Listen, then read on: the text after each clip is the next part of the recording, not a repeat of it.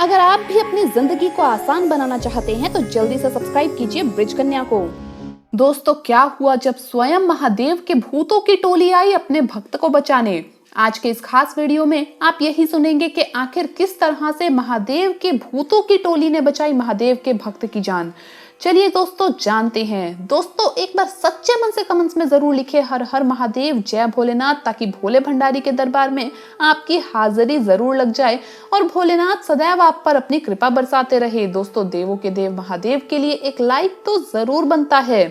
आज जो हम आपको कहानी सुनाने वाले हैं उसे सुनकर आप जरूर डर जाएंगे, आपके रोंगटे खड़े हो जाएंगे। इस कहानी में आपको सुनने को मिलेगा महादेव के रौद्र रूप के बारे में, जो बेहद डरावना है। ये कहानी सुनकर आप महादेव की शक्ति के सामने जरूर अपने घुटने टेक देंगे। दोस्तों, ये कहानी हमसे साझा की है बिहार के भागलपुर के रहने वाले श्रीधर कुमार ने। दोस्तों, श्रीधर जी 2 साल पहले भागलपुर में स्थित एक शमशान घाट में काम किया करते थे। दोस्तों, जो कहानी उन्होंने बताई है शायद ही आपको कभी महादेव के ऐसे दर्शन के बारे में सुनने को मिला होगा। बात है साल 2019 की। श्रीधर जी शमशान घाट में काम किया करते थे। उन्हें पैसों की कमी थी, इसलिए उन्हें ये नौकरी मजबूरन लेनी पड़ी। हालांकि उनके परिवार में पहले किसी ने भी ये काम नहीं किया था। उनका परिवार यूपी में स्थित आजमगढ़ में था, जहां उनकी पत्नी उनके 2 बच्चों को संभाल रही थी और उनके साथ श्रीधर जी की माताजी भी रहती थी। दोस्तों, श्रीधर जी शमशान घाट में आई सभी लाशों का क्रियाक्रम करते थे और वहां मौजूद पंडित जी की मदद किया करते थे।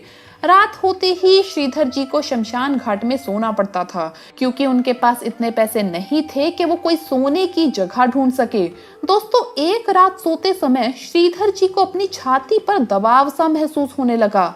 जब उन्होंने उठना चाहा तो उनके हाथ पैर उनका साथ नहीं दे रहे थे, मानो कि उनके हाथ पैर किसी और के वश में हो। श्रीधर जी की तबीयत बिगड़ने लगी। उन्हें सांस कम आ रही थी और वो बेचैन हो रहे थे। थोड़ी देर बाद मानो एक दबाव उनके ऊपर से चला गया। श्रीधर जी को राहत मिली और वो सो गए। आने वाले कुछ दिनों में श्रीधर जी के साथ ये प्रक्रिया कई बार हुई। उनके शरीर के ऊपर दबाव पड़ने लगा, वो हिल नहीं पाए। उन्होंने जब ये बात पंडित जी को बताई तो पंडित जी ने जो बात उन्हें बताई वो सुनकर श्रीधर जी की रूह कांप गई। पंडित जी ने उन्हें बताया कि कोई शैतान आत्मा तुम्हारे शरीर को अपना बनाना चाहती है और तुम जहां जाओगे ये तुम्हारे पीछे पीछे आएगी। ये तुम्हारा पीछा कभी भी नहीं छोड़ेगी। श्रीधर परेशान हो गया।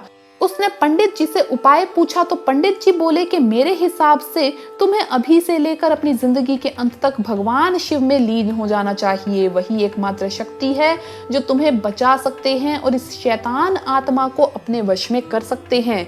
श्रीधर ने शिव मंदिर जाने की सोची, पर जैसे ही उसने मंदिर की चौखट पर अपना पाँव रखना चाहा वो उल्टा अपनी कमर के बल गिर पड़ा।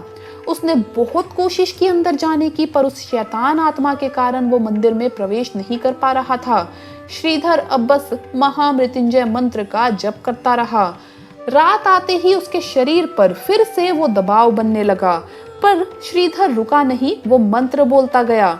उसके मंत्र बोलने से वो आत्मा परेशान हो रही थी।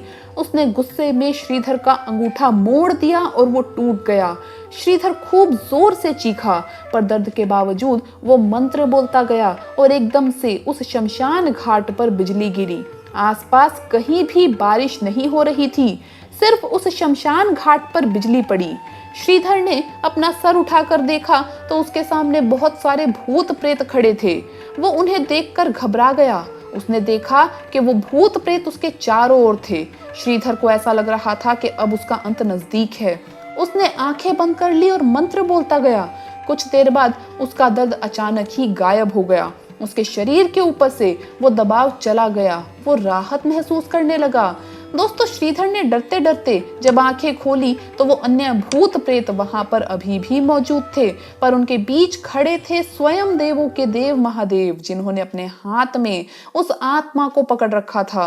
दोस्तों, श्रीधर ने अपनी आंखें 100 बार झपकाई, पर महादेव उसके सामने अभी भी थे। श्रीधर उनके पैरों में पड़ गया और बोला, हे देवों के देव, धन्यवाद मेरी जान बचाने के लिए। शिव जी ने मुस्कुराते हुए बोला, ये आत्मा अपने मोह के कारण पृथ्वी लोक पर भटक रही थी, इसीलिए तुम्हें परेशान कर रही थी। अब कोई चिंता की बात नहीं, अब तुम सो जाओ। ये सब तुम्हारी जिंदगी में हुआ ही नहीं और तुम हमेशा सुखी रहो। मेरा आशीर्वाद तुम्हारे साथ है, तथास्तु। दोस्तों, श्रीधर बताते हैं कि ये बोलकर महादेव उसके सर पर हाथ रखते हैं और उसी समय श्रीधर बेहोश हो जाता है। श्रीधर जब अगले दिन सुबह उठते हैं तो उन्हें महसूस होता है कि उनके साथ कुछ जो हुआ था वो उन्हें याद नहीं, बल्कि हल्की हल्की उन्हें याद करने में वो दिक्कत आ रही थी। अगले 2 दिन बाद उन्हें ये सारी आप बीती सपने में दिखी। दोस्तों, श्रीधर ने पंडित जी से पूछा, पंडित जी, क्या मैं आपके पास कुछ दिन पहले आया था? क्या मेरे अंदर एक आत्मा प्रवेश करना चाहती थी? तो पंडित जी ने मुस्कुराते हुए कहा, तुम्हें भूलने के लिए कहा था ना, भूल जाओ।